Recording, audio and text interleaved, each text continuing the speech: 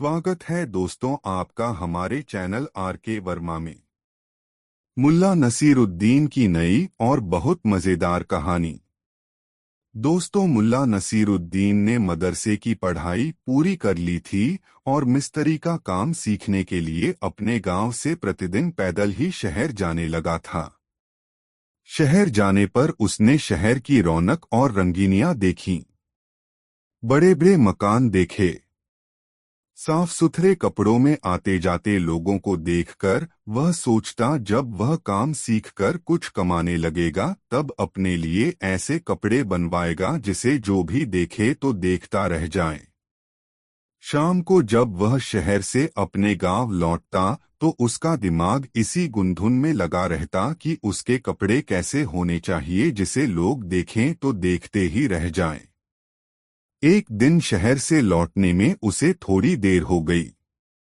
उस्ताद ने उस दिन उसे शहर घुमाया और अफीम के अड्डे पर भी ले गया।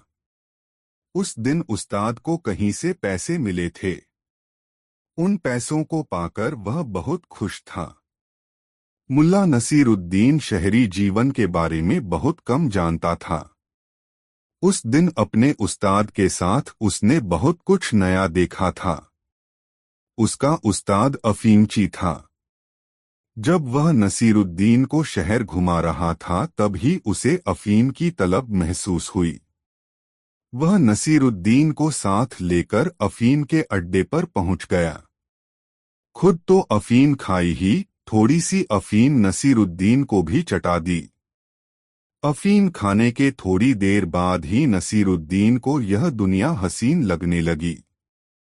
सब कुछ अच्छा अच्छा सा दिखने लगा। इससे पहले मुल्ला नसीरुद्दीन ने कभी कोई नशा नहीं किया था। अफीम की पिनक में उसे यह दुनिया बहुत बदली हुई सी लग रही थी। उसके उस्ताद पर भी अफीम की धुन की सवार हो गई थी। वह लगातार गाना गाए जा रहा था। खुद अपने मुंह से गाने के साथ चलने वाला संगीत भी बजाता और फिर ऊंचे स्वर में कुछ गाने लगता।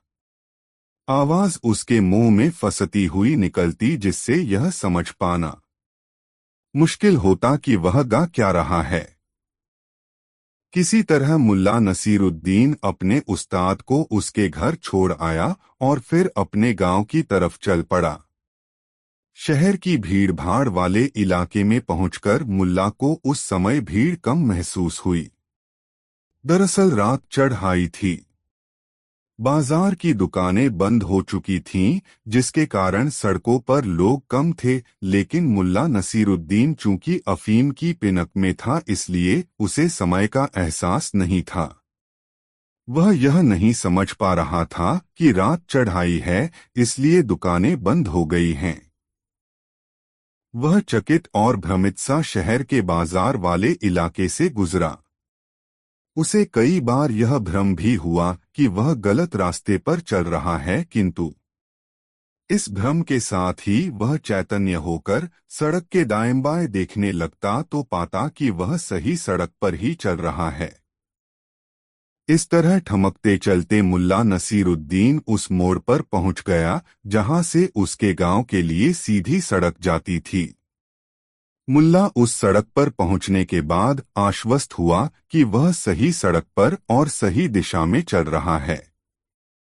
उसने याद किया यह सड़क सीधे ऊंचे घेरे वाले कुएं तक ले जाएगी और कुएं की बाईं तरफ से खेत के बीच से निकलने वाली पगडंडी से चलकर वह सीधे अपने घर पहुंच जाएगा। यही रास्ता उसे बहुत कम समय में उसके घर पहुंचा देगा। आश्वस्त होते ही मुल्ला नसीरुद्दीन की चाल में फर्क आ गया। अब वह लंबे डग भरता हुआ चल रहा था। वह मन में सोचता, अब 10 कदम के बाद शीशम के वृक्षों की कतार शुरू हो जाएगी। गांव वालों ने श्रमदान करके इस सड़क के दोनों किनारों पर शीशम के पौधे लगाए थे।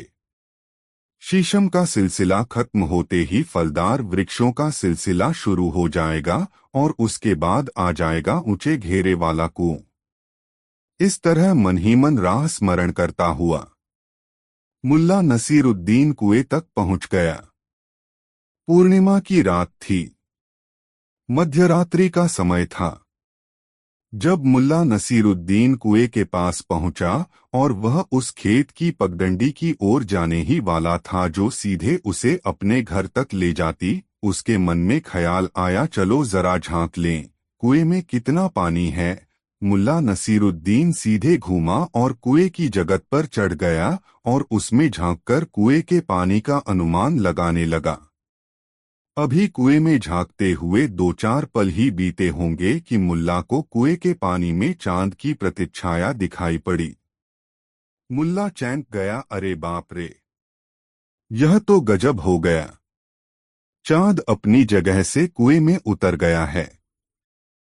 कहते हैं कि सूरज, चांद, सितारे पृथ्वी के इर्द गिर्द एक नियम से बंधे रहते हैं। इस नियम में परिवर्तन से तो सारी सृष्टि का नियम प्रभावित हो जाएगा। फिर अपनी इस पृथ्वी पर भी तो उथल पुथल मच जाएगी। फिर हमारा घर और खेत, इन पर भी तो असर पड़ेगा। नहीं नहीं, किसी भी तरह चांद को कुएं से निकालकर उसे उसके स्थान पर पहुंचाना ही होगा, तब ही रह पाएगी पृथ्वी सुरक्षित। मुल्ला नसीरुद्दीन के सामने उस समय एकमात्र उद्देश्य था, कुएं में डूबे चांद को बाहर निकालना और फिर चांद को रस्सी के फंदे में डालकर आसमान की तरफ उछाल देना ताकि चांद अपने स्थान पर पहुंच जाए। अफीम की पिनक में मुल्ला नसीरुद्दीन देर तक इसी गुंधुन में लगा रहा कि चांद को कुएं से कैसे निकाले। तभी मुल्ला की नजर कुएं की मुंडेर पर रखी रस्सी पर पड़ी। यह रस्सी कुएं से पानी निकालने के लिए बाल्टी बांधने के काम आती थी। रस्सी देखते ही मुल्ला नसीरुद्दीन उछल पड़ा और आसमान की तरफ हाथ फैलाकर कहा, या खुदा, आखिर रस्सी मिल ही गई। अब मेरा काम आसान हो गया है। इसके बाद मुल्ला नसीरुद्दीन ने रस्सी उठाई, पानी में झोंककर चांद की गोलाई का अनुमान लगाया और फिर अपने अनुमान के मुताबिक चांद की गोलाई के बराबर रस्सी का फंदा तैयार किया तथा बहुत सतर्कता से रस्सी को कुएं में फेंका। रस्सी को दाएं बाएं घुमाकर मुल्ला ने एक झटका दिया और फिर उसे पानी से खींचने लगा। रस्सी आसानी से पानी से बाहर आ गई। चांद उसमें नहीं फंसा था। खाली रस्सी देखकर मुल्ला को निराशा हुई। उसने रस्सी का फंदा फिर से ठीक किया और फिर करीने से उसे पानी में डाल दिया। उसने फिर रस्सी खींची और इस बार भी उसे निराशा हाथ लगी। मुल्ला ने तीसरी बार रस्सी का फंदा बनाया और चांद को पकड़ने के लिए उसे पानी में डाला। संयोग से इस बार रस्सी का फंदा कुएं में किसी मजबूत चीज में जा फंसा। मुल्ला ने रस्सी खींचने की कोशिश की मगर रस्सी अपनी जगह से टस से मस नहीं हुई। मुल्ला नसीरुद्दीन ने मन ही मन संकल्प लिया कि चाहे जितनी ताकत लगानी पड़े वह लगाएगा और चांद को कुएं से निकालकर ही दम लेगा। मुल्ला थोड़ा सुस्ताता फिर एड़ी चोटी का जोर एक करके रस्सी को खींचता। अंततः मुल्ला ने कुएं के मेहराब पर एक पांव को टिकाया और अपनी पूरी ताकत से रस्सी खींची। बार बार जोर लगाने और ढीला छोड़ने से रस्सी जिस चीज में फंसी थी उससे एक झटके में निकल गई और जोर लगाते ही मुल्ला नसीरुद्दीन चारों खाने चित गिरा। कुएं के मेहराब के चारों तरफ बने पक्के चबूतरे पर मुल्ला नसीरुद्दीन जब गिरा तो उसके सिर का पिछला भाग पक्की सतह से टकरा गया और इस चोट से मुल्ला नसीरुद्दीन की चेतना लुप्त हो गई। थोड़ी देर तक वह चित पड़ा रहा। जब धीरे धीरे उसकी चेतना लौटी और उसने आंखें खोलीं तो सारा आसमान उसकी आंखों के सामने था। जमीन पर चारों खाने चित पड़ा मुल्ला नसीरुद्दीन यह देखकर अपनी पीड़ा भूल गया कि आसमान में चांद सितारों की मजलिस में अपनी पूरी दमक के साथ मौजूद है। उसने मन ही मन खुदा को धन्यवाद दिया कि यह कायनात बर्बाद होते होते बच गई। फिर वह अपनी जगह से उठा और बिना कुएं के पानी में झांके अपने घर जाने वाली पगडंडी पर चल पड़ा। सामने आसमान में चांद दमक रहा था और चांद को देखकर मुल्ला नसीरुद्दीन सोच रहा था, आज मैंने समय पर नहीं देख लिया होता तो कुएं में ही डूब गया होता चांद। मुल्ला का हर कदम जो उसके घर की तरफ उठ रहा था बहुत तसल्ली भरा कदम था, जैसे उसने कोई किला फतह किया हो। दोस्तों, यह कहानी आपको कैसी लगी कमेंट में जरूर और वीडियो को एक लाइक जरूर करें। दो दोस्तों गधे के कानों में न जाने कैसे अपने मालिक की कातर आवाज पड़ गई और वह उछलकर बड़ी ही इंकलाबी आवाज में रेंका। फिर वह खूंटा तोड़कर अपने मालिक की ओर भागा। जैसे ही वह बरसाती से बाहर की तरह लपका, वैसे ही एक बड़ा ढोल भी उसके साथ साथ आने लगा। दरअसल अंधेरे में बिना देखे भाले नसरुद्दीन ने उसे एक ढोल के कुंदे से बांध दिया था। यह वह ढोल था जिसे त्योहारों आदि के मौके पर बजाब जाकर चाय खाने का मालिक अपने ग्राहकों को आकर्षित करता था। वही ढोल एक पत्थर से जा टकराया, फलस्वरूप एक तेज आवाज हुई। गधे ने पीछे मुड़कर देखा, इस बार ढोल दाईं ओर एक बच्ची से गया। फिर तेज आवाज हुई, ढम टकरा। गधे ने सोचा कि कोई शैतान उसके मालिक को छोड़कर उसके पीछे आ रहा है। अब उनकी खैर नहीं, यह ख्याल मन में आते ही वह भयभीत हो उठा और बुरी तरह रेंकता हुआ पूंछ उठाकर बाजार की ओर भागा। रास्ते में करीब 50 से 60 ऊंटों का एक काफिला चीनी मिट्टी के बर्तन और तांबे की चादरें लादे चला आ रहा था। उन ऊंटों ने बुरी तरह रेंकते और धमकने गमकने वाले इस जानवर को अपनी ओर आते देखा तो वे भी घबराकर इधर-उधर भाग निकले। घबराहट और बेतरतीब भागने के कारण 66 मुल्ला नसरुद्दीन गिरा। उन पर रखा सामान जमीन पर गिर गिर कर चकनाचूर होने लगा। अजीब सी हौलनाक आवाजें वातावरण में सुनाई देने लगीं। बाजार से दूर जो लोग थे उन्होंने समझा कि बाजार में बलवा हो गया है, आथ वे जिधर मुंह उठा उधर ही भाग लिए। और फिर देखते ही देखते पूरे बाजार में ही नहीं बल्कि आसपास की गलियों में भय और आतंक छा गया। खनखनाहट, रैंकना, टिनटिनाहट, बर्तनों के गिरने की आवाज, चीख पुकार, बिल्कुल नर्क जैसा माहौल बन गया था। ऊंटों और घोड़ों के अंधाधुंध भागने से कितने ही तंबू और चायखानों की बरसातियां उखड़ गई थीं। इस खौफनाक शोर को सुनकर कितने ही लोग सोते से जाग गए थे और अधनंगे हो इधर-उधर भाग लिए। घरों दुकानों में रोशनियां गुल हो गईं। भागने वाले अंधेरे में कभी किसी से भिड़ जाते तो कभी किसी जानवर की दुलत्ती खाते। दहशतनाक चीख पुकार मची हुई थी चारों तरफ। वे लोग समझ रहे थे कि कयामत का दिन आ गया है। मुर्गे पंख फड़फड़ाकर अजीब सी आवाज में चिल्लाने लगे। बकरियां और मेढ़े मिमियाने लगे थे। शोरगुल बढ़ता बढ़ता शहर की घनी आबादी तक जा पहुंचा था। शहर की चारदीवारी पर लगी तोपें दगने लगीं। शहर के पहरेदारों ने समझा कि कोई दुश्मन बुखारा में दाखिल हो गया है। महल के पहरेदारों ने समझा कि बगावत हो गई है।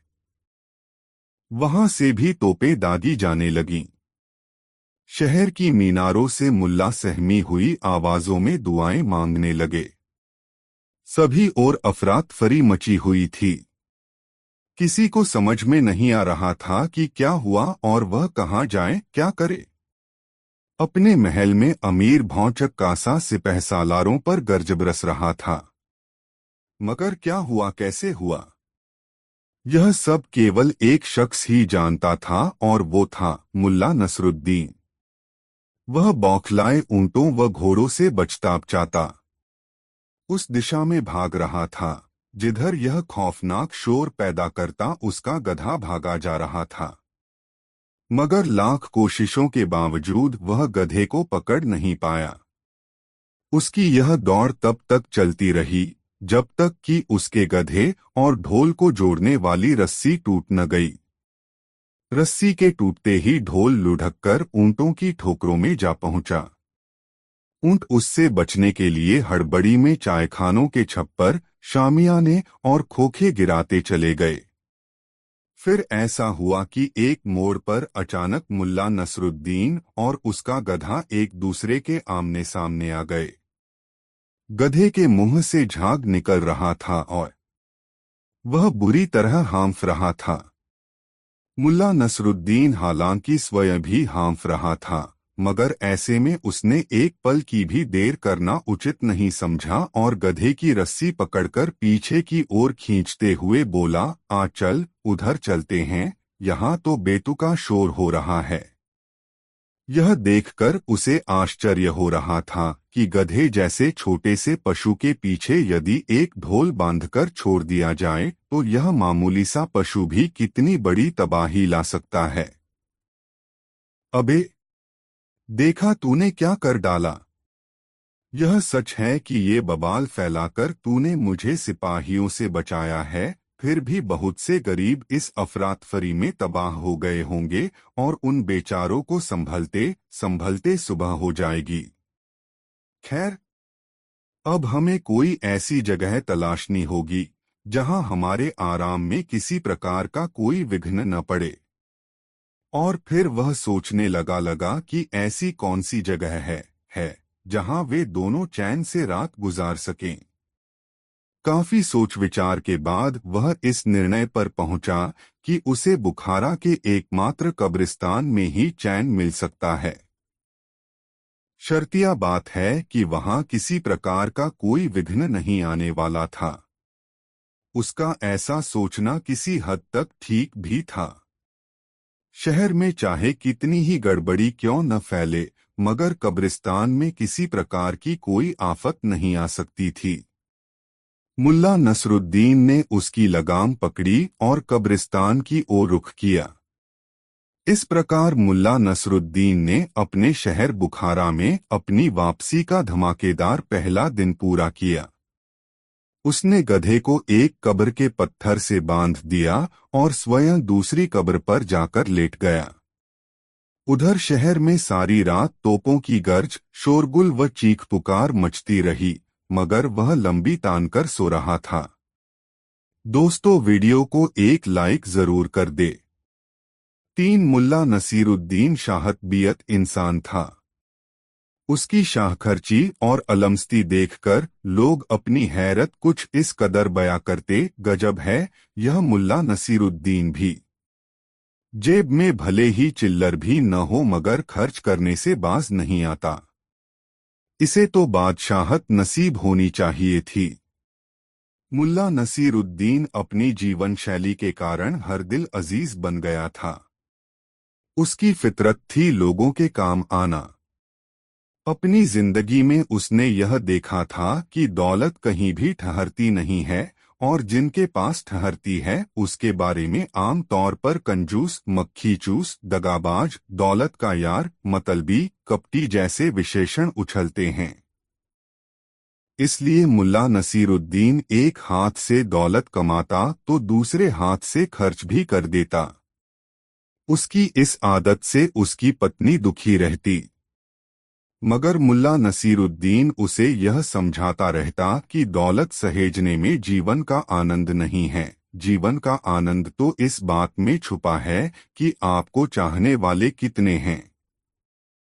आपकी पुकार सुनकर कितने लोग आपके पास आते हैं और आपके दुख सुख में हाथ बंटाते हैं। किंतु फाकाक्षी का दौर देख चुकी मुल्ला नसीरुद्दीन की पत्री उसकी इस समझ पर एतराज जताती और कहती, इंसान को अपनी गृहस्थी के बारे में भी सोचना चाहिए। आज ही नहीं, आने वाले कल के लिए भी उसे सतर्क रहना चाहिए। ऐसा न हो कि आज की मस्ती में आने वाले कल की चिंता ही न की जाए और खुदा न करे कि जब कल बुरा वक्त आए तो हाथ में एक ढेला भी नहीं हो। अर्थात दौलत के मुद्दे पर मुल्ला और मुल्ला की पत्नी के बीच मतभेद था। उनके बीच जीवन जीने के तरीके के बारे में बहस का दौर चल ही रहा था कि अचानक मुल्ला नसीरुद्दीन की आय का साधन जाता रहा और मुल्ला नसीरुद्दीन के सामने गंभीर आर्थिक संकट उपस्थित हो गया। हालात ऐसे बिगड़े कि मुल्ला नसीरुद्दीन को मेहनत मजदूरी करके अपनी और अपनी पत्नी की उदरपूर्ति का साधन जुटाना पड़ा।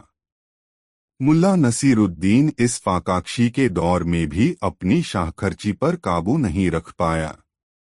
जो भी कमाता उसे खर्च करने में उसे कोई संकोच नहीं होता। उसकी पत्नी कल की चिंता में दुबली होने लगी। एक दिन मुल्ला नसीरुद्दीन को जंगल में पेड़ काटने का काम मिला। एक पेड़ काटने के एवज में उसे 1 सेर चावल व 2 पैसे नकद मेहनताना मिलना तय हुआ, बशर्ते कि वह पेड़ की डालियों को काटकर तने से अलग कर दे। भले ही इस काम में उसे 1 दिन लगे या 10 दिन। मुल्ला नसीरुद्दीन ने उत्साह के साथ कुल्हाड़ी उठाई और चल दिया जंगल की ओर, जैसे वह कोई जंग जीतने जा रहा हो। जंगल पहुंचकर मुल्ला ने ऐसा पेड़ तलाशा जिसका तना सीधा हो और डालियां भी सीधी हों। संयोग ही था कि उसे सीधे तने और सीधी डालियों वाला एक पेड़ जल्दी ही मिल गया। दिन ढलने से पहले ही मुल्ला ने पेड़ काटकर गिरा दिया और उसकी डालियां काटकर सीधा तना अलग कर दिया। अपना काम पूरा कर चुकने के बाद मुल्ला ठेकेदार के पास पहुंच गया। उसे दिन ढलने से पहले आया देखकर ठेकेदार ने उससे पूछा, अरे नसीरुद्दीन, तुम इस वक्त यहाँ? हाँ, अपनी मजदूरी लेने आया हूँ, मुल्ला नसीरुद्दीन ने अपनी दाढ़ी सहलाते हुए ठेकेदार से कहा। तो क्या तुम पेड़ काटकर आ रहे हो? अविश्वास भरे शब्दों में ठेकेदार ने पूछा। हाँ, मुल्ला नसीरुद्दीन ने विश्वास भरी नजरों से ठेकेदार को देखते हुए कहा। जैसे कहा था वैसे ही कटा? ठेकेदार ने मुल्ला नसीरुद्दीन से पूछा। हाँ, मुल्ला नसीरुद्दीन ने फिर हामी भरी। मगर ठेकेदार को मुल्ला नसीरुद्दीन की बातों पर यकीन नहीं हुआ। उसने कहा, अच्छा चलो मुझे दिखाओ, तुमने कैसे पेड़ काटा है और डालियां कैसे सजाई हैं। मुल्ला नसीरुद्दीन को भला क्या एतराज होता। उसने ठेकेदार के साथ जंगल का रुख कर लिया। ठेकेदार जब जंगल पहुंचा तो कटा हुआ पेड़ देखकर बहुत खुश हुआ। मुल्ला नसीरुद्दीन ने ठीक वैसे ही पेड़ काटा था जैसा वह चाहता था। खुश होकर ठेकेदार ने मुल्ला को 2 की जगह 4 पैसे दिए और 1 की जगह 2 सेर चावल। मुल्ला के लिए यह बहुत था। घर में पत्नी के सिवा और कोई सगा संबंधी तो था नहीं, इसलिए मुल्ला ने सोचा इतना चावल दोनों पति पत्नी के लिए कुछ दिनों की जरूरतें पूरी कर देगा। घर पहुंचकर मुल्ला ने पत्नी को चावल का थैला थमाते हुए कहा, आज पुलाव बना लो, मैं घी और गोश्त लेकर आता हूँ। मजदूरी में 4 पैसे भी मिले हैं, मैं 2 पैसे लेकर जाता हूँ और ये 2 पैसे तुम रख लो। जब कोई जरूरत हो खर्च कर लेना। मैं समझता हूँ कि 1 पैसे का घी और 1 पैसे का गोश्त काफी होगा। मैं अपने दोस्तों को भी बुला लूंगा। बहुत दिन हुए किसी को हमने खिलाया नहीं। इतना कहकर मुल्ला नसीरुद्दीन ने अपनी पत्नी को 2 पैसे दे दिए और खुद झोला लेकर सामान खरीदने निकल गया। गोश्त और घी लेकर मुल्ला जल्दी ही घर लौट आया और पत्नी से कहा, तुम पुलाव पकाओ, मैं अपने दोस्तों को बुलाने जा रहा हूँ। मुल्ला के जाने के बाद उसकी पत्नी ने सोचा कि इस आदमी का दिमाग नहीं बदला। इतनी बुरी हालत में भी फिजूल खर्ची की आदत नहीं गई। आखिर क्या जरूरत आ गई दोस्तों को दावत देने की? अच्छा, आने दो दोस्तों को, खिलाती हूँ पुला। उसने गोश्त और घी छुपाकर रख दिया और खुद रसोई में बैठकर रोने लगी। जब मुल्ला नसीरुद्दीन अपने 4 दोस्तों के साथ अपने घर लौटा तब पत्नी को विलाप करते पाया। मुल्ला चकित होकर अपनी पत्नी को देखते हुए सोचने लगा, अरे क्या हुआ इसे? अभी तो भली चंगी थी, अब ऐसे रो रही है कि मानो दुखों का पहाड़ टूट पड़ा हो इस पर। ऐसा सोचते हुए मुल्ला नसीरुद्दीन ने उससे पूछा, अरे क्या हुआ तुम्हें? इस तरह बिल्ख बिल्ख कर क्यों रो रही हो? होना क्या है? तुम दोस्तों को बुला लाए हो, इधर जो पुलाव मैंने पकाया था उसे बिल्ली खा गई, उसकी पत्नी ने रुआसी आवाज में मुल्ला से कहा। मुल्ला नसीरुद्दीन के दोस्तों ने जब उसकी पत्नी की बात सुनी तब वे मुल्ला से बोले, रहने दे यार, फिर किसी दिन लेंगे दावत का मजा। मगर मुल्ला नसीरुद्दीन अपनी पत्नी के स्वभाव से परिचित था। उसे विश्वास नहीं हुआ कि 6 आदमी के लिए बना पुलाव एक अकेली बिल्ली गटक जाएगी। उसने बहुत सहज भाव से अपनी पत्नी से पूछा, कितने चावल का पुलाव पकाया था? 1 सेर, उसकी पत्नी ने जवाब दिया। और उसमें गोश्त कितना मिलाया? मुल्ला ने पूछा। जितना लाए थे उसका चौथाई, मुल्ला की पत्नी ने जवाब दिया। तो 1 सेर चावल और आधा सेर गोश्त, कुल मिलाकर 1.5 सेर। और चावल में पानी भी जज्ब हुआ होगा। मुल्ला ने बदबुदाते हुए पत्नी से पूछा, तो लगभग 2 सेर पुलाव बिल्ली खा गई। और बिना उसके उत्तर की प्रतीक्षा किए वह दूसरे कमरे की ओर बढ़ गया। कमरे में उसकी पालतू बिल्ली थी, न छोटी और न बड़ी, मझोले कद की। उसने बिल्ली को गोद में उठा लिया और पत्नी के पास आया तथा पूछा, इसी बिल्ली ने पुलाव खा लिया न? बिल्ली को देखकर मुल्ला नसीरुद्दीन की पत्री सहम गई और उसने गर्दन हिलाकर हामी भर दी। दरअसल मुल्ला नसीरुद्दीन ने भांप लिया था कि उसकी पत्नी झूठ बोल रही है, मगर वह उसे सबूत के साथ यह बतलाना चाह रहा था कि वह झूठ बोल रही है। पत्री के हामी भरते ही मुल्ला नसीरुद्दीन ने रसोई में रखा तराजू उठाकर बिल्ली को तौला। संयोग यह हुआ कि बिल्ली पूरे 2 सेर की निकली, न कम और न ज्यादा। मुल्ला ने अपनी पत्नी से कहा, देखो पूरे 2 मेर है। अगर यह बिल्ली है तो बताओ कि पुलाव कहाँ है? और अगर यह पुलाव है तो बताओ कि बिल्ली कहाँ गई? मुल्ला के सवाल से उसकी पत्री घबरा गई। उसने सच कबूल कर लिया कि उसने अभी तक पुलाव पकाया ही नहीं। मुल्ला ने बिना बिगड़े बहुत शालीनता के साथ अपनी पत्नी से कहा, बेगम, अब पुलाव बना ही दो ताकि मेरे दोस्त यहाँ से तुम्हारे हाथ के बने पुलाव का जायका याद करते हुए जाएं। इसके बाद मुल्ला नसीरुद्दीन की पत्नी ने पुलाव पकाया। मुल्ला नसीरुद्दीन ने अपने दोस्तों के साथ पुलाव का मजा लिया। जब उसके दोस्त जाने लगे तब मुल्ला नसीरुद्दीन ने कहा, दोस्तों, यदि बिल्ली ने पुलाव नहीं खाया होता तो इस पुलाव का वह मजा ही नहीं मिलता जो हमें मिला। मैं तो इस पुलाव का जायका भूलने वाला नहीं। मुल्ला नसीरुद्दीन की बात सुनकर उसके दोस्त हंस पड़े और हंसते हुए विदा हुए। दोस्तों के जाने के बाद मुल्ला नसीरुद्दीन ने अपनी पत्नी को बहुत प्यार से समझाया, बेगम, किसी को खिलाने से कुछ कमता नहीं, लोगों की दुआ मिलती है। किसी को खिलाकर जो सुख मिलता है उसका आनंद ही कुछ और है। मेरा तो मन पुलकित हो उठता है जब 2-4 लोग साथ खाने वाले मिल जाते हैं। उसकी बात सुनकर उसकी पत्नी अपने किए पर बहुत शर्मिंदा हुई और भविष्य में कभी भी ऐसा नहीं करने का वचन मुल्ला नसीरुद्दीन को दिया। वह अपनी पत्नी की बात सुनकर गुनगुनाने लगा, खाने वाले हम हैं, खिलाने वाला वो। दोस्तों, वीडियो को एक लाइक जरूर कर दे। 4 दोस्तों मुल्ला नसीरुद्दीन अपनी बेगम के साथ अपने पुश्तैनी मकान में रहता था। मकान बहुत पुराना था और जीर्ण-शीर्ण अवस्था में पहुंच चुका था। बरसात के दिन थे। आसमान में बादल छाए हुए थे। हल्की बूंदाबांदी हो रही थी।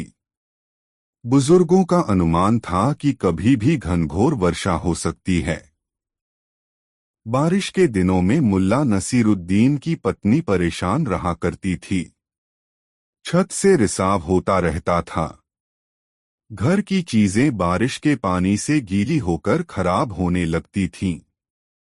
वह हर बरसात में मुल्ला नसीरुद्दीन को मकान की मरम्मत कराने के लिए कहती, मगर मुल्ला नसीरुद्दीन की कमाई इतनी नहीं थी कि वह अपने मकान की मरम्मत करा सके। इधर छत के रिसाव को लेकर मुल्ला और उसकी पत्नी के बीच रोज चकचक हो रही थी। जितनी जोर से वर्षा होती उतनी जोर से मुल्ला की पत्नी चीखती चिल्लाती। आज सुबह साइबान में उसका पाँव फिसल गया, तब उसने मुल्ला नसीरुद्दीन को खपती और निठल्ला कहकर कोसा। मुल्ला नसीरुद्दीन के लिए खपती और निठल्ला संबोधन असह्य हो गया और वह बारिश की परवाह किए बगैर अपने घर से बाहर निकल गया। बहुत देर तक मुल्ला नसीरुद्दीन गांव की गलियों में बेचैन सा घूमता रहा। गांव के एक कोने में उसने एक मकान बनता देखा तो यह जानने के लिए उत्सुक हो उठा कि आखिर एक मकान बनाने के लिए कितने पैसों की जरूरत होगी। वह मन ही मन कुछ सोचता हुआ निर्माण स्थल के पास चला आया। उस समय भी हल्की बारिश हो रही थी। मुल्ला नसीरुद्दीन पानी से तरबतर हो रहा था। मुल्ला निर्माणाधीन मकान के अहाते में घुस आया और छज्जे के नीचे आकर खड़ा हो गया, मानो वह पानी से बचने के लिए वहां आ गया हो। थोड़ी देर के बाद उसे पीछे से किसी ने टोका, तुम मुल्ला नसीरुद्दीन हो न? मुल्ला नसीरुद्दीन पीछे से आई आवाज सुनकर बैंक गया और पीछे मुड़कर देखा। उसकी आंखों के सामने एक संभ्रांत वृद्ध मुस्कुराता हुआ खड़ा था। उसकी सफेद शफ्फाफ दाढ़ी में अजीब सी चमक थी। बाल भी सफेद थे और भौहें भी सफेद थीं। वह चमकीला सफेद रेशमी लिबास पहने हुए था। मुल्ला नसीरुद्दीन ने गौर किया तो उसे उस वृद्ध की मुस्कान जानी पहचानी लगी। ज़ेहन पर जोर देने पर उसके मुंह से बेसाख्ता निकला, अरे आप कलीमुल्लाह चाचा। बूढ़े ने हंसते हुए हाँ की मुद्रा में गर्दन हिलाई और अपनी बाहें फैला दी। मुल्ला नसीरुद्दीन भी दौड़कर उस वृद्ध से लिपट गया। यह इत्तफाक मुल्ला नसीरुद्दीन और कलीमुल्लाह दोनों के लिए सुखद था। कलीमुल्लाह उसके पिता के मित्रा थे। जिस साल उसके पिता का निधन हुआ था उसी साल कलीमुल्लाह अपने बेटे के पास अरब चले गए थे। उनका इकलौता बेटा अरब में जाकर बस गया था और वहीं लकड़ियों के कारोबार में लगा हुआ था। कलीमुल्लाह के साथ उनकी बेगम भी अरब चली गई थीं। इस गांव में उनकी इफरात संपत्ति लावारिश पड़ी थी। 3 साल पहले कहीं से मुल्ला नसीरुद्दीन को खबर मिली कि कलीमुल्लाह चाचा की बेगम का निधन हो गया है। उस दिन वह बहुत उदास हो गया था। वह कलीमुल्लाह साहब की बेगम को चाची जान कहा करता था। वे उसको बहुत प्यार करती थी। अपने बेटे और उसमें वे कोई फर्क नहीं करती थीं। लेकिन कलीमुल्लाह चाचा कब आए और यहाँ क्या कर रहे हैं, इसके बारे में वह कुछ नहीं जानता था। कलीमुल्लाह उसे बाहों के घेरे में लिए उसका ललाट चूम रहे थे। अपनी तलहथियों में उसके चेहरे को समोकर कलीमुल्लाह ने कहा, खुदा का लाख लाख शुक्र है बेटे कि उसने तुम्हें मेरे पास भेज दिया। तुमसे मुलाकात करने की ख्वाहिश थी मगर आते ही अपने तीनों मकानों को दुरुस्त कराने में लग गया। रहने वाला कोई नहीं, मगर क्या करूं, बाप दादाओं की अर्जित संपत्ति को बर्बाद होता भी तो नहीं देख सकता। और यह काम ऐसा है कि अपनी नजर के सामने कराई जाए तो उसकी बात ही कुछ और होती है। अब इसी मकान को देखो। 3 महीने में बनकर तैयार हो गया। बस रंगरोगन का काम बचा है। आज बारिश नहीं हो रही होती तो आज ही रंगरोगन का काम हो जाता। एक साथ 25-30 मजदूर खट रहे हैं। सारी सामग्री मौजूद है।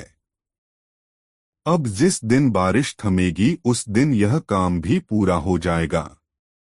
मैं रहूंगा तो वहीं अपनी पुरानी हवेली में। यह मकान खाली पड़ा रहेगा। कभी कोई आगंतुक आ गया तो उसे यहाँ ठहरा दिया करूंगा। कलीमुल्लाह बोल रहे थे। मुल्ला नसीरुद्दीन उनकी बाहों में लिपटा उनकी बातें सुन रहा था। उसे अपने अब्बू की याद आ रही थी। तभी कलीमुल्लाह ने पूछा, अच्छा बेटे, मुझे बताओ, तुम यहाँ क्या कर रहे थे? कुछ परेशान से भी दिख रहे हो।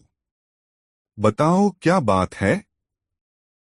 मुल्ला नसीरुद्दीन ने मासूमियत से अपनी बेगम की नाराजगी और पुश्तैनी मकान की बदहाली का जिक्र करते हुए कहा, जब बेगम का बोलना बंद नहीं हुआ तब सुकून के लिए मैं खुद निकल गया और बेख्याली में चलता रहा।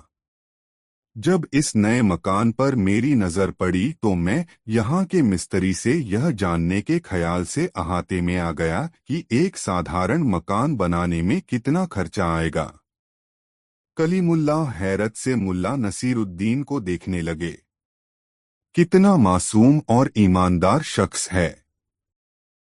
इस जमाने में ऐसे भी शख्स हो सकते हैं, इसका ख्याल तो कभी तसव्वुर में भी नहीं आया। उन्होंने मुल्ला नसीरुद्दीन से कहा, बेटा, तुम्हें खुदा ने मेरे पास भेजा है। तुम्हारे आने से पहले मैं यही सोच रहा था कि इस घर में रहेगा कौन। बेटा अरब में बस गया है। इसी साल मैं 88 वर्ष का हुआ हूँ। पकी हड्डी है, न जाने कब टपक जाए। तू इस मकान की चाबी अपने साथ लेता जा और अपना सामान लाकर यहाँ रहना शुरू कर दे। मैं जब तक यहाँ हूँ तुम्हारे पास आता जाता रहूंगा। मुल्ला नसीरुद्दीन ने जब आनाकानी शुरू की तो कलीमुल्लाह ने उसे डांट दिया। इस डांट में अपनापन था, प्यार था, लगाव था। इसके बाद मुल्ला नसीरुद्दीन ने कुछ भी नहीं कहा, बस चाबी ले ली। कलीमुल्लाह ने उसकी पीठ थपथपाते हुए कहा, बेटा, मैं किसी भी सूरत में मकान के भीतरी भाग में आज ही रंगरोगन करवा दूंगा। बाहरी भाग के लिए बस हमें बारिश रुकने का इंतजार करना होगा। तुम जिस वक्त चाहो अपना सामान लाकर यहाँ रहना शुरू कर दो। मुल्ला नसीरुद्दीन खुशी खुशी अपने घर गया। बेगम गुस्से में बिस्तर पर पड़ी थी। उसे गीले कपड़ों में देखकर चिढ़कर बोली, कर आए मटर गश्ती। यहाँ एक मुफ्त की लौंडी पड़ी हूँ मैं, तुम कपड़े चिथाड़ कर लाओ और मैं उनकी सफाई करती रहूं। मुल्ला नसीरुद्दीन ने बेगम की बात का जवाब नहीं दिया। अपने कपड़े उतारकर उन्हें खुद खंगाल कर अलगनी पर फैला आया। तहमद लपेटकर कमरे में बेतरतीब पड़े कपड़ों को तरतीब देकर उसकी गठरियां बनाने लगा। मुल्ला नसीरुद्दीन की इन हरकतों को उसकी बेगम कुछ देर तो हैरत से देखती रही, फिर उसके सब्र का बांध टूट गया। उसने रुआसे स्वर में पूछा, आखिर तुम कर क्या रहे हो? मुल्ला नसीरुद्दीन ने बहुत शांत लहजे में कहा, अपने नए घर में जाने की तैयारी। अपना नया घर? हैरत में पड़ी बेगम ने मुल्ला से पूछा, मानो उसने जो सुना हो उस पर उसे विश्वास नहीं हो रहा हो। हाँ बेगम, अपना नया घर। इस बार मुल्ला नसीरुद्दीन की आवाज में शोखी थी। उसने कलीमुल्लाह चाचा से मुलाकात का सारा वाकया अपनी बेगम को कह सुनाया और अपनी जेब से मकान की चाबी निकालकर दिखाई।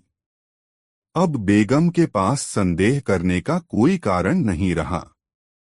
दोनों मियां बीवी लग गए घर का असबाब जुटाने में। पूरा दिन निकल गया, लेकिन घर का सारा सामान तरतीब के साथ सजा संवार कर बांध लिया गया। एक दो तश्तरियां बाहर रख ली गई भोजन करने के लिए। मुल्ला नसीरुद्दीन ने बरसों बाद अपनी बेगम के चेहरे पर आत्मविश्वास की चमक देखी। घर का सामान बांधने का काम जब पूरा हो गया तब बेगम ने मुल्ला नसीरुद्दीन से पूछा, वह घर कैसा है, कितना बड़ा है? मुल्ला नसीरुद्दीन ने हंसकर कहा, महल जैसा होता है वैसा है। चाचा ने हर कमरे में जरूरत के मुताबिक फर्नीचर भी लगवाए हैं। समझो कि अलग से कुछ भी नहीं लेना है। मैं तो उस घर को सजाकर रखूंगी, कल्पना में डूबती सी उसकी बेगम बोली। ठीक है, जैसे रखना है वैसे रखना, मगर अभी यह सोचो कि सामान तो हमने बांध लिया है। आखिर यह सामान जाएगा कैसे? मुल्ला नसीरुद्दीन ने पूछा। क्यों, सामान ले जाने में क्या दिक्कत है? बेगम ने पूछा। दिक्कत ही दिक्कत है बेगम। आखिर सामान ले जाने वाले को कुछ मजदूरी तो देनी पड़ेगी। जेब में तो एक धेला भी नहीं है।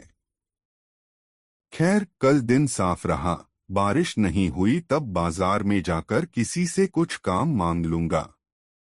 और इसके बाद दोनों मियां बीवी भोजन करके सो गए। मध्य रात्रि के बाद कुछ खटपट की आवाज से मुल्ला नसीरुद्दीन की नींद खुल गई। उसने बिस्तर पर पड़े पड़े देखा कि 4-5 आदमी घर में बांधकर रखे गए सामानों के गट्ठरों को उठाकर बाहर ले गए और उसी सड़क पर जाने लगे जिसके अंत में कलीमुल्लाह चाचा का वह निर्माणाधीन मकान था। चोर इत्मीनान से सिर पर गट्ठर उठाए तेज गति से बढ़े जा रहे थे। कुछ देर के बाद वह निर्माणाधीन मकान आ गया।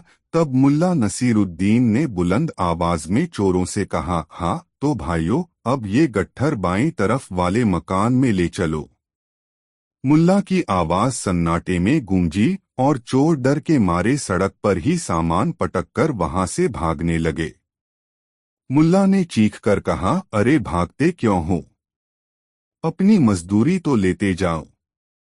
मगर चोर रुके नहीं, भागते ही रहे और मुल्ला की नजरों से ओझल हो गए। मुल्ला नसीरुद्दीन ने जेब से चाबी निकाली, घर का फाटक खोला और बारी बारी से सारे गट्ठर उठाकर घर में रखकर फिर मकान के फाटक पर ताला लगाया और अपने घर आ गया। सबेरा हो चला था। बेगम जग गई थी। मुल्ला को देखते ही उसने पूछा, कहाँ चले गए थे? मुल्ला ने हंसते हुए कहा, सामान नए घर में रखने गया था।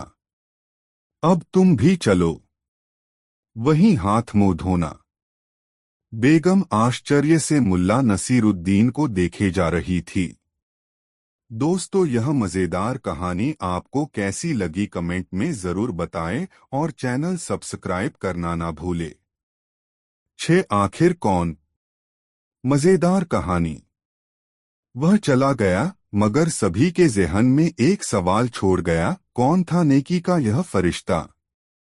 तभी अपनी बुद्धि की पहुंच पर गर्वसा करता हुआ दाढ़ी वाला संतराश बोला, सारी दुनिया में बस एक ही आदमी ऐसा है जो यह काम कर सकता है। खुदा की कसम, इस दुनिया में एक ही शख्स ऐसा है जो इस तरह की बात कह सकता है। सिर्फ एक इंसान ऐसा है जिसकी रूह की रोशनी और गर्मी से गरीब गुरबा और सताए हुए लोगों को राहत मिल सकती है, और वह नेक इंसान है, हमारा न। खबरदार, खबरदार! उसकी बात पूरी होने से पहले ही दूसरा आदमी हौले से गुर्राया, अपनी जुबान बंद रखो, क्या तुम्हें इल्म नहीं कि दीवारों के भी कान न होते हैं? ये पत्थर बेजुबान जरूर हैं, मगर इनकी भी आंखें होती हैं। मत भूलो कि तुम्हारी जुबान से उसका नाम निकलते ही सैकड़ों कुत्ते उसकी तलाश में पूरा बुखारा सूंघते सूंघते आखिर उसे खोज ही लेंगे। सच कहते हो तुम, बढ़ा बोला। हमें अपना मुंह बंद रखना चाहिए, क्योंकि यह वक्त तो ऐसा है मानो वह तलवार की धार पर चल रहा हो और मामूली सा धक्का भी उसके लिए खतरनाक हो सकता है। खुदा के भेजे उस नेक फरिश्ते की बाबत हमें जुबान बंद रखनी ही चाहिए। बीमार बच्चे वाली औरत बोली, मैं भी खामोश रहूंगी, चाहे मुझे मौत ही क्यों न आ जाए, मगर मैं उसका नाम अपनी जुबान पर न आने दूंगी। मैं ऐसी कोई भूल कभी नहीं करूंगी जिसकी वजह से फांसी का फंदा उसके गले में पड़े। दूसरी औरत ने भी कुछ ऐसा ही कॉल किया।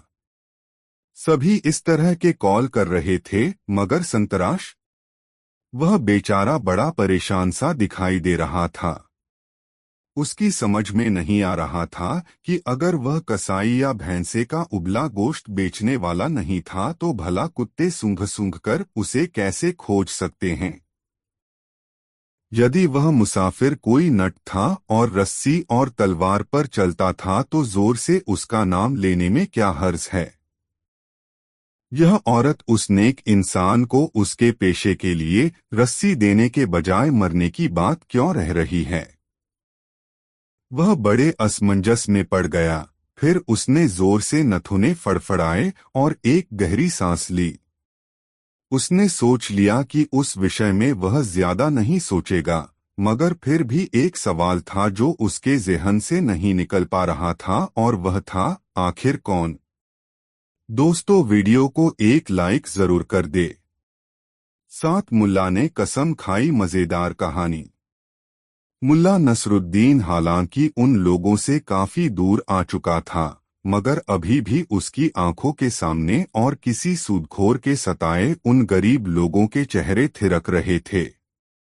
उस बीमार बच्चे के सूखे गाल व होंठ तथा हड्डियों के ढांचे जैसा शरीर पुर्जा पुर्जा होकर उसकी आंखों के सामने आ रहा था। उसके सामने घर से निकाल दिए गए उस बूढ़े का चेहरा थिरकने लगता था, और फिर बारी बारी से उन सभी के चेहरे उसकी आंखों के सामने आकर एक दूसरे में गुड़मुड़ होते रहे। फिर ऐसा हुआ कि एकाएक ही मुल्ला नसरुद्दीन का चेहरा क्रोध से तमतमाने लगा। वह अधिक देर तक गधे की पीठ पर बैठा न रह सका। कूदकर वह नीचे उतरा और गधे की लगाम पकड़कर उसके साथ साथ चलने लगा। फिर ऐसा हुआ कि उसकी चमकदार आंखें नफरत और क्रोध से सुलगने लगीं। उसने गुस्से से रास्ते में पड़े एक पत्थर पर जबरदस्त ठोकर मारी, मानो वह पत्थर न होकर गरीबों को सताने वाला अनजान सूदखोर हो जिसे मुल्ला नसरुद्दीन ने नफरत से ठोकर मारी हो। फिर रास्ते में आने वाले हर पत्थर को वह ठोकरों से उड़ाने लगा और साथ ही साथ कहता जा रहा था, ठहर सूदखोरों के सरदार, ठहर, मैं देखूंगा तुझे। एक न एक दिन तेरी मेरी मुलाकात जरूर होगी, और उस दिन तेरी शामत आ जाएगी और तू। फिर एक बड़े पत्थर पर उसने इतने जोर से ठोकर मारी कि वह लुढ़कता हुआ गंदे पानी के एक खड्डे में जा गिरा। नालायक अमीर, शैतान अमीर, अब तू भी कांपेगा, थर्राएगा, क्योंकि मैं बुखारा आ पहुंचा हूं, मक्कार और शैतान जौं को। तुमने आवाम का बड़ा खून चूसा है, लालची और घिनौने लकड़बग्घो। इस आवाम पर जितने सितम तुमने ढाए थे, ढा लिए, मगर अब यह सब नहीं चलेगा। उसने फिर एक पत्थर पर ठोकर मारी और क्रोध से बोला, तू सूदखोर जाफर, हमारी हालांकि आमने सामने अभी मुलाकात नहीं हुई है, मगर जल्दी ही होगी। मैं तुझसे आवाम पर किए गए एक एक जुल्मो सितम का बदला लूंगा, मैं कसम खाता हूँ बदला लूंगा, कहकर उसने फिर एक पत्थर पर ठोकर मारी। 8 दोस्तों, मुल्ला नसीरुद्दीन बूढ़ा हो चुका था। जीवन जीने के उसके निराले अंदाज के कारण उसके पास लोगों की भीड़ लगी रहती थी। ये ऐसे लोग थे जिन्हें लगता था कि मुल्ला नसीरुद्दीन में कोई करिश्माई ताकत है जो उसे हर तरह की मुसीबत से महफूज रखती है। मुल्ला इन लोगों को समझाता रहता था कि उसमें कोई करिश्माई ताकत नहीं है, बल्कि और लोगों से उसमें केवल इतना फर्क है कि वह कुछ करने से पहले यह नहीं सोचता कि लोग क्या कहेंगे, और करता वही है जो उचित हो, न्यायसंगत हो। ये लोग जो उसके आसपास बने रहते थे, वे गर्व से कहा करते थे, हम मुल्ला नसीरुद्दीन के शिष्य हैं। मुल्ला नसीरुद्दीन के बार बार कहने पर जब उसके ये शिष्य यह स्वीकार करने को तैयार नहीं हुए कि उसमें कोई करिश्माई ताकत नहीं है, तब एक दिन बहुत विचार करने के बाद उसने अपने शिष्यों को अपने पास बुलाया। फिर एक शिष्य को निर्देश दिया, जाओ रहमत खान, मेरा गधा लेकर आओ। रहमत खान तुरंत गधा लेकर उपस्थित हुआ। मुल्ला नसीरुद्दीन गधे पर उल्टा बैठा, यानी गधे के दुम की तरफ अपना मुंह करके बैठा। मुल्ला नसीरुद्दीन को उसके एक शिष्य ने टोका, मुल्ला साहब, मुल्ला साहब, आप गधे पर उल्टा बैठे हैं। ऐसे बैठा देखकर लोग आपको क्या कहेंगे? अरे अभी से इतनी बेसब्री क्यों? वक्त आने पर तुम्हें तुम्हारे प्रश्न का उत्तर अवश्य मिल जाएगा। बेसब्र मत हो, थोड़ा इंतजार करो, मुल्ला नसीरुद्दीन ने उस शिष्य को जवाब दिया। फिर मुल्ला ने अपने गधे को एड़ लगाई, गधा चल पड़ा, ठपट पटपाक, ठप टप टपाक। अब एक अजीब नजारा था गांव की सड़कों पर। गधे पर उल्टा बैठे मुल्ला और मुल्ला की ओर मुंह कर चलते उसके शिष्य। गधा गांव की हर गली से परिचित था, इसलिए वह हर उस राह से गुजरा जिससे प्रायः मुल्ला नसीरुद्दीन गुजारा करता था। जो भी इस नज़ारे को देखता, हंसे बिना नहीं रहता। मुल्ला के गधे के साथ अब मुल्ला के शिष्यों के अलावा गांव के लोग भी चलने लगे थे। धीरे धीरे उस हुजूम को देखकर ऐसा लगने लगा कि गांव में मुल्ला नसीरुद्दीन को गधे पर उल्टा बैठाकर उसका जुलूस निकाला गया है। जुलूस में शामिल लोग मुल्ला नसीरुद्दीन का मखौल उड़ाने लगे। ही हा का दौर शुरू हो गया। यह देखकर मुल्ला नसीरुद्दीन का एक शिष्य मुल्ला के पास पहुंच गया और मुल्ला से कहने लगा, जनाब, अब आप गधे पर सीधा बैठकर चलें। जुलूस में शामिल लोग आपका मजाक उड़ा रहे हैं। मुझसे सहन नहीं हो रहा है। सहन नहीं हो रहा है। क्यों? मैं तो मजे से अपने गधे पर बैठा हूं, मुल्ला नसीरुद्दीन ने हंसते हुए अपने शिष्य से पूछा। शिष्य मौन रहा। तब मुल्ला ने उससे कहा, देखो, मैं तेरे जज्बात की कदर करता हूं, मगर मैं यह सोचकर अपना इरादा कैसे बदल लूं कि लोग क्या कहते हैं या लोग क्या कहेंगे। अब देखो न, गधे पर मैं सीधा बैठकर चलूं तब भी तो जितने मुंह उतनी बातें होंगी। लोग कहेंगे, गुरु की ओर पीठ करके चल रहे हैं शिष्य सारे। जब तुम लोग गधे के आगे चलोगे और जब तुम लोग मेरे पीछे पीछे चलने लगो तो मैं उस सुख से वंचित हो जाऊंगा जो मुझे अभी मिल रहा है। मैं बस गधा पर उल्टा बैठने के कारण यह सुख प्राप्त कर पा रहा हूं। मैं उल्टा बैठा हूं और तुम लोग मेरे पीछे पीछे चल रहे हो, फिर भी मुझे तुम लोगों का चेहरा देखना नसीब हो रहा है। हंसता, खिलखिलाता, मस्ती भरा चेहरा। कितना आनंद है इस तरह तुम लोगों को देखने में, यह बताना भी आसान नहीं है। लेकिन ये लोग आपको मूर्ख कह रहे हैं, शिष्य ने खींचकर कहा। मुल्ला नसीरुद्दीन ने पूछा, तुम यही चाहते हो न कि ये लोग मुझे मूर्ख नहीं कहें? तो यह भी बहुत आसान बात है। मैं चीखता हूँ, मुल्ला, तुम लोग नारा लगाओ, मूर्ख है। मैं पुकारूं, मुल्ला के शिष्य, तुम लोग चीखो, मूर्खाधिराज। देखो, तंग करने वाली जमात खुद ब खुद इस भीड़ से निकल जाएगी। इसके बाद मुल्ला मूर्ख है और मुल्ला के शिष्य मूर्खाधिराज की जबरदस्त नारेबाजी होने लगी। देखते देखते उस भीड़ से तंग करने वाले लोग निकल गए। फिर मुल्ला के शिष्यों ने तय किया कि अब वे काम करेंगे उचित और न्यायसंगत काम। इस बात की परवाह नहीं करेंगे कि लोग क्या कहेंगे। दोस्तों, वीडियो को एक लाइक जरूर कर दे। 9 मुझे धन दो हे भगवान। बहुत मजेदार कहानी। दोस्तों, एक बार मुल्ला नसीरुद्दीन अपनी बेगम के साथ अपने ममिया श्वसुर मोहम्मद रसूख जिलानी के घर गया हुआ था। हर बार की तरह पूरी राजधानी में चर्चा फैल गई, मुल्ला नसीरुद्दीन आए हुए हैं। खबर सुल्तान के पास भी पहुंची। सुल्तान ने मोहम्मद रसूख जिलानी के घर आमंत्रण भेजा, मुल्ला साहब, कुछ दिन मुझे भी मेहमानवाजी का मौका दीजिए। सुल्तान का पैगाम मिलते ही मोहम्मद रसूख जिलानी बहुत खुश हुआ।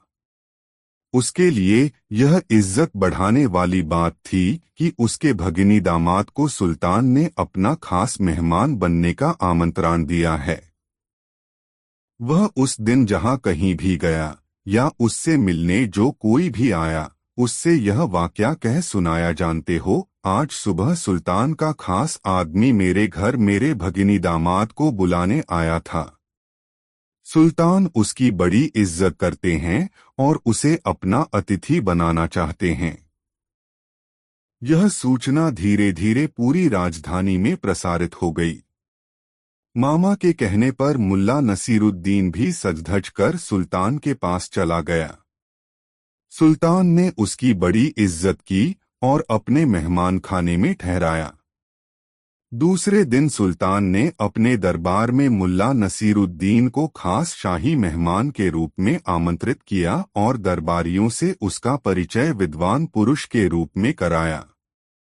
उसने दरबारियों से कहा कि वे लोग चाहें तो मुल्ला नसीरुद्दीन से अपनी किसी भी शंका का समाधान पूछ सकते हैं। इस प्रकार दरबारियों ने मुल्ला नसीरुद्दीन से तरह तरह के सवाल किए और मुल्ला